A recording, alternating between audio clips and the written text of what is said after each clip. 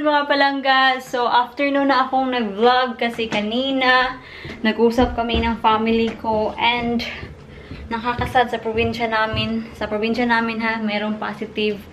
So, nakakatakot yung pangyayari. So, nakaganito ako kasi lalabas tayo and meron din akong sombrero dito. Pero before that, magkakapi muna ako kasi hindi ako nag-lunch. So, dyan muna kayo. So, sabi nila, this will be the hottest day. So, let's see kung mainit ba talaga sa labas. Sa labas, it looks so clear naman. Walang hint ng ulan. Well, you never know. Might be later, merong ulan. So, magtatanim tayo ng cucumber ngayon and yung ating cauliflower. So, yung cucumber natin, ilalagay natin siya sa greenhouse. Yung cauliflower, ilalagay natin sa ating bed where we put our parsnips, cabbage. Cabbage? Did I? No, I did not plant the cabbage. Parsnips, carrots, and green beans. But I think mga palangga, you know, yung pinakita ko sa inyo noon na akala ko merong tumutubo, I think weeds sila. I don't think na yung tumutubo, carrots, parsnips, or green beans. Let's see na lang mamaya. Tatapusin ko muna to, sobrang init. Hindi ako kumain kasi kanina, mga 10:45, nag-yogurt ako, and then nag-grapes, and nag-orange ako. So, busog pa ako. Nakalimutan ko itanong kay Mr. yung pastis na ginawa natin ba, na nilagyan natin ng cheese and onion, yung parang pa ganun na shape. Hindi yung pie na ginawa natin, may isa akong pinakita na maliit doon. Kasi meron tayong leftover na pastry. So, yun yung ginawa ko. And kinain niya, I think, sabi niya na he will have it for lunch. So, I think kinain niya. Wala naman siyang say. So, kung kinain niya, pag walang say si Mr., pag kinain niya, masarap. Pero pag merong something wrong, he will tell you, don't worry. So, yun na nga. Sabi ko kanina, it's so sad na sa probinsya namin may nag-positive. Actually, yung nag-positive, sabi ng mama ko, yung chika ng mama ko, private hospital siya sa probinsya and close down siya. So, yung mga empleyado, mga patient nila, so, yun, sarado talaga. I don't know what she meant by sinirado. I think yung mga nurses nandoon sa building and yung mga pasyente nandoon din sa building. So, parang nandoon pa din sila sa building. Hindi lang siguro sila tumatanggap na ng mga pasyente. Hindi na sila lumalabas. Ganon siguro yung ibig sabihin ng mama ko. Kasi minsan yung mama ko, alam niyo ba, nagchichika yan pero kulang-kulang. Kulang-kulang yung information. Pero at least, yung family ko sa Pilipinas, okay naman sila. And I would say na sobrang lucky kami kung nasaan kami nakatira. Kasi sa amin talaga mga palangga, it's so simple, pero it's just like you got everything. Kasi kung masipag ka lang sa probinsya, meron ka talagang kakainin, meron ka talagang aanihin. And yung mga kapitbahay namin, mga cousins ko lang, mga auntie ko. Kasi kung nasaan kami ngayon, yung bahay namin, pagmamayari siya ng lola ko na pumanaw na, pansin ko lang, ngayon na nilusin na nila yung restriction sa lockdown, wala na ako masyadong nakikitang mga cyclists na nagsacycle around sa amin. Unlike noong lockdown talaga na strict sila na stay at home talaga, marami ako nakikita ditong nagsacycle. I think it's because na dito sa area namin, walang masyadong pulis na nag-check. So, parang mga sa isip nila, punta tayo doon kasi walang nag-check. I don't know, but that's my opinion. Kailangan natin i-alter yung ating buhok. Magsusombrero tayo. Basta pa yung buhok ko, mga loves. Kasi kakaligo ko lang. Alam ko na hindi maganda pag tinali yung buhok mo na basa. Pero itatali ko muna siya for the meantime kasi yun ang mag-garden tayo.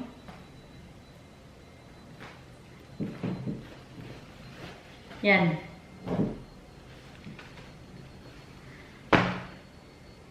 So, we're ready to go mga palangga. So, ito na sila. Yan. So, meron tayong how many seedling ba? 8. 1, 2, 3, 4, 5, 6, 7, 8. 8 na cauliflower and meron tayong isang seedling ng cucumber. So, I'll see you sa greenhouse kasi I need 2 hands. So, hindi ako makapag-vlog. So, nandito na tayo sa greenhouse. Yung kamatis natin, they're growing nicely naman. Pero, itong mga to, hindi ko pa talaga alam kung ano yung gagawin ni Mr. Sabi niya, ikikip niya to, pero saan niya ilalagay? And itong kamatis na sana para sa kapitbahay namin, hindi pa rin niya kinukuha. So, ewan ko lang sa kanya.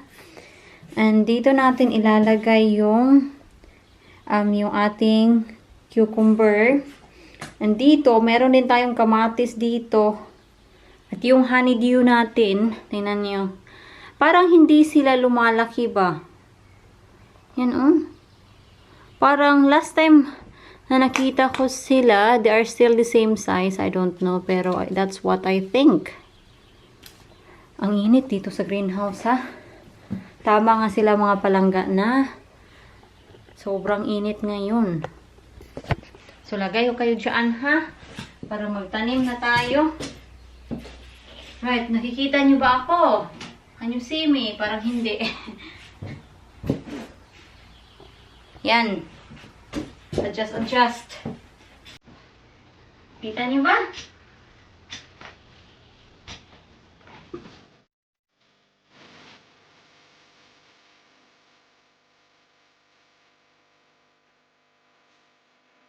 So, didiligan natin mga loves.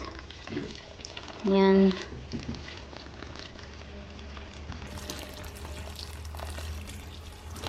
I hope mabuhay siya kasi last time nung naglagay kami ng cucumber, namatay siya. Yan. We just need to yan.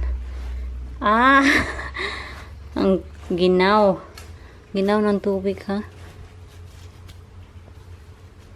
Yan. So, mabuhay ka cucumber, ha? Nakikita niyo ba ako? So, mag-move on na tayo sa ating cauliflower.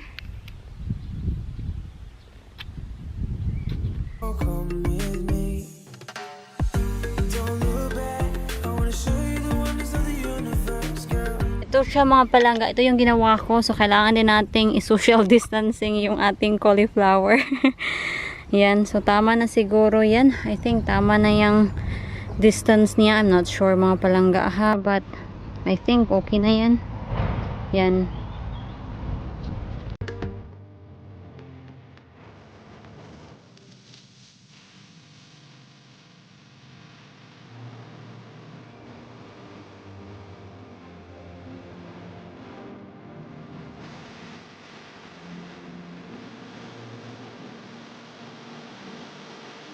Yan na sila mga palangga. So, later on, kailangan na natin siyang diligan. Pero, kailangan ko lang tong linisin sila mga palangga kasi meron na namang mga weeds starting to grow. So, habang hindi pa marami, kukunin natin sila kasi pag marami na, naku, it's so hard work.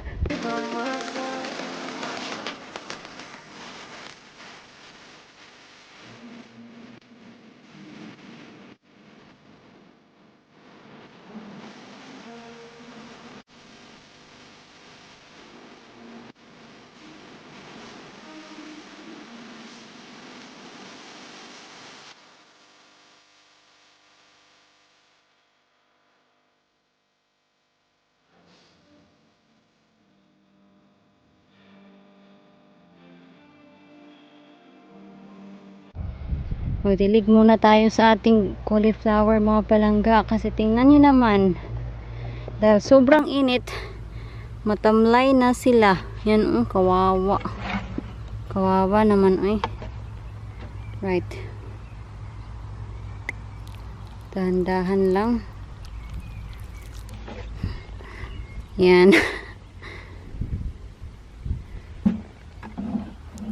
Ang hirap pala magdilig no pag isang kamay lang yung ginamit at right pa yung ginagamit ko. Left-handed kasi ako. Kaya para siyang walang lakas tong kamay na to. I hope hindi sila mamatay. Uy. So, yung mga tinanim natin na seeds, mga palangga, feeling ko wala talagang tumubo. Kasi yung pinakita ko sa inyo na feeling ko merong tumubo. Ito, I don't think so. They are parsnips. So, maglagay tayo ulit ng seeds dito. Tanim natin ulit. Magtanim tayo ulit kasi parang wala talagang pag-asa or walang tutubo sa ating nilagay. And yung old strawberry bed natin, nalinisan ko na siya. Tapos na. Gusto ko sana itong linisin yung edges niya pero hindi na muna ngayon kasi sobrang init at nakakapagod. So, at least ito na lang yung kailangan nating linisin. Kailangan natin maghugas ng kamay kasi tingnan nyo. Yan. Ito yung kamay ng probinsyana. Nanginginig yung kamay ko. Magre-relax muna ako ng 5 minutes. Hindi ko siya muna babasain. If ever na ma-meet nyo ako sa Pilipinas, pag uwi ko sa Pilipinas, or ma-recognize nyo ako at gusto nyo magkipag-shake hand, don't expect na yung kamay ko sobrang soft. Sobrang, ng kamay ko. Ano yung tawag? Gaspang. Sobrang gaspang ng kamay ko. So, yeah. As if naman merong makakakilala sa akin, no? Wala naman siguro. Si Mr. sobrang busy niya kasi meron kaming ilang customer na pupunta ngayon. So, para mag-pick up ng mga trailer. Sobrang nauuhaw na ako mga palangga. I-try natin tong apple and mango na juice. Tingnan natin kung ano kaya ang kulay. Yellow kaya ang kulay. Let's see.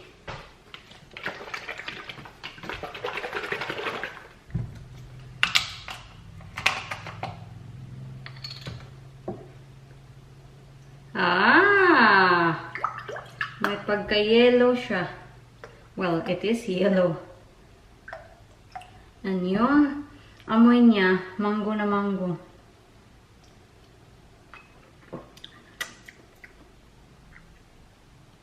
Weird yung combination niya ha, apple and mango. Weird siya. Pero okay.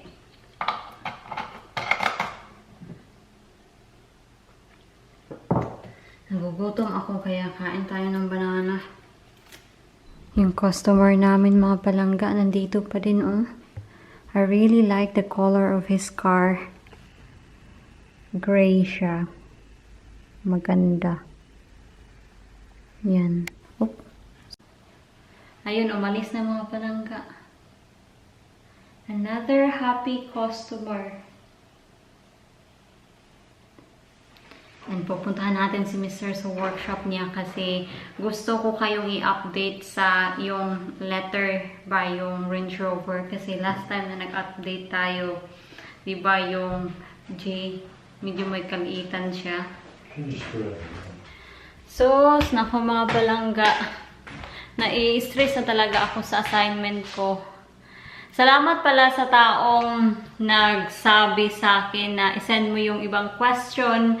Baka matulungan kita. Maraming salamat. But kakayanin ko to. Kakayanin ko to kahit na yung buhok ko sobrang nipis na dahil sa stress.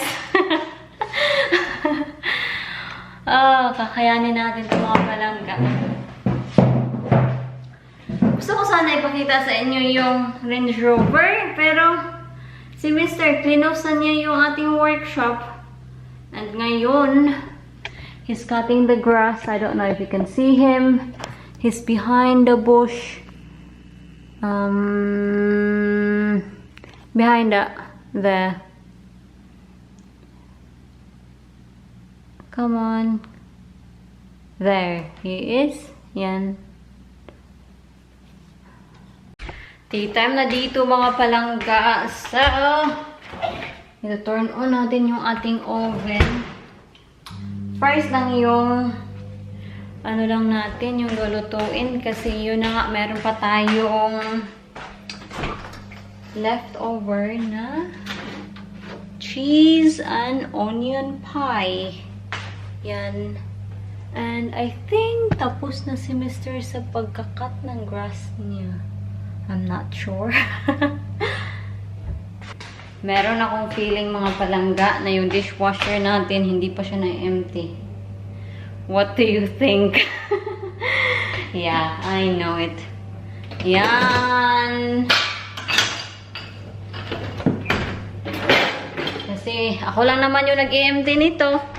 At hindi ko siya ginawa last night and nakalimutan ko siyang i-empty kanina umaga. Well, i-empty na natin siya ngayon. Pagpasensyahan niya na ha. Nakalugay yung buhok ko kasi basa pa siya. So, pinapatuyo ko siya.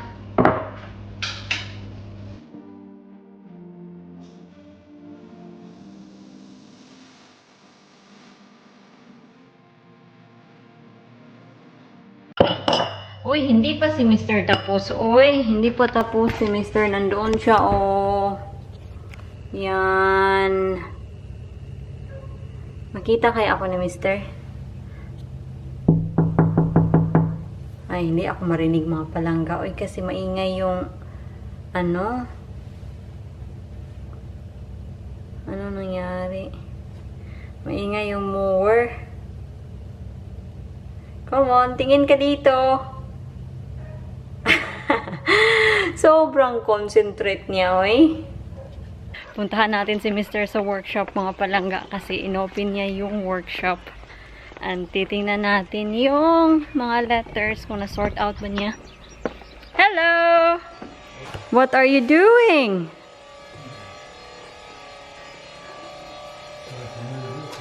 So, ito na siya, mga palangga, oh. Yeah, they look okay now. So, yung mga letters, mga palangga, yan na, oh, hindi na sila nag-move kasi nilagyan na niya ng screws or something. What you've done to it? Nothing. I mean nothing. It's not moving now. What? It's not moving now. Right. The letters, They're glued in. they're glued in. That's what he said. And this is the bonnet. Yan. Yeah, hindi na siya gumagalaw. So, nakita nyo yan, yung G, medyo maliit siya, diba? Pero, yung dito nila dito, level sila. Yan. Diba? Yan. So, yun. Yun, mga loves. Magbabike muna ako, mga palangga. Mga dalawang ano lang balikan sa workshop. Yan. So, isi-set up ko kayo. Exercise ba? Hindi naman talaga ako magaling mag-bike. Sas, nako, hinday. Lagay ko kayo dyan. Yan.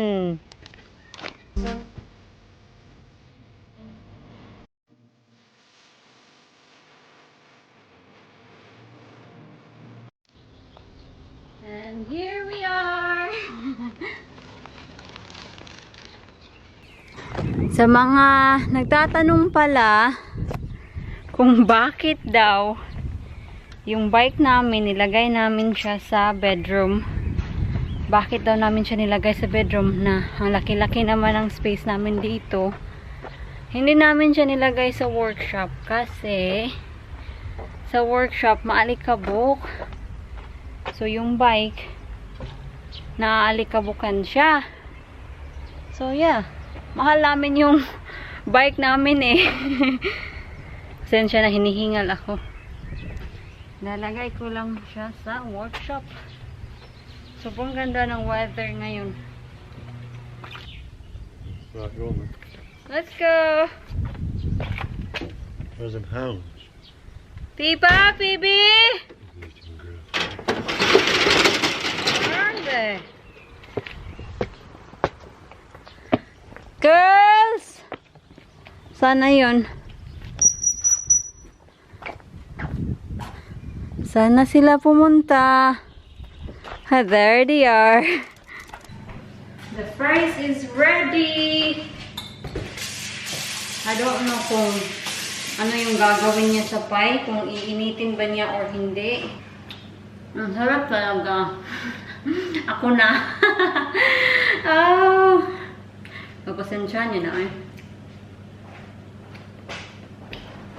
Are you gonna reheat this? Yeah.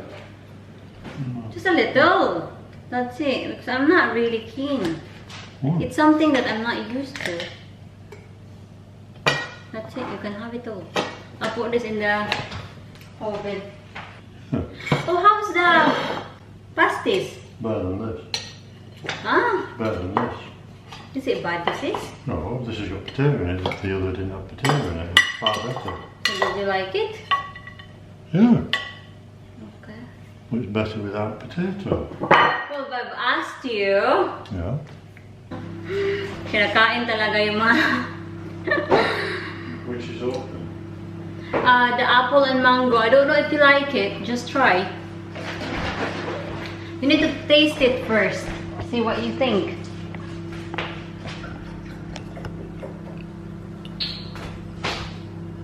Come on, look at me. Don't you like it? Huh? You don't like it? No? Why? What's the matter with it? Not particularly pleasant, is it? What's this? Cranberry. Cranberry, your fev. Is it ready to go?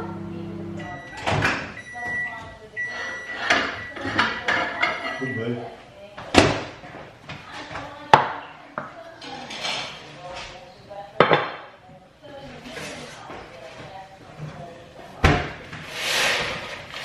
What's on to fries? Where are they? This is the last bit of the fries. 6 o'clock na dito mga palangga. Ang bilis ng oras. So anyway, kukunin natin yung ating mga sinampay. Sakit-sakit talaga ng ulo. Kailangan ko matulog na maaga tonight. Nag-inom na naman ako ng paracetamol pero wala pa din. Kahit 6 o'clock na, mainit pa rin yung araw.